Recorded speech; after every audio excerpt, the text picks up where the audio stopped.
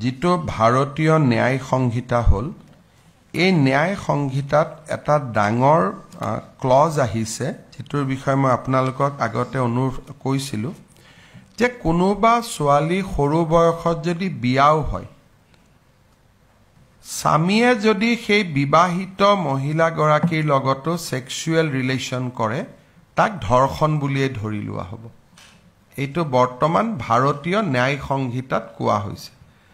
গতিকে যদি সন্তান জন্ম হয় তেতিয়ালেতো ই প্ৰমাণিত হৈ যাব যে নিৰ্দিষ্ট সময়ৰ আগতে বিবাহ কৰিলে নাম্বাৰ 1 বিবাহৰ পিছত যৌন সম্পৰ্ক স্থাপন কৰিলে তাৰমানে দুটা ক্ৰাইম তেওঁলোকৰ ওপৰত পৰিব অহা নৱেম্বৰ ডিসেম্বৰ মাহত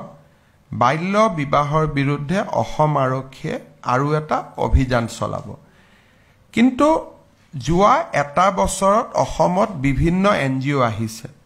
আৰু অসম চৰকাৰে বাল্য বিবাহৰ বিৰুদ্ধে লোৱা প্ৰচেষ্টা কিমান ফলপ্ৰসূ হৈছে তাক চাবৰ বাবেও যত্ন কৰিছে গুটে কেটা এনজিও ৰিপৰ্টত এইটোই আহিছে যে অসমত বাল্য বিবাহ বহু পৰিমাণে বন্ধ হৈছে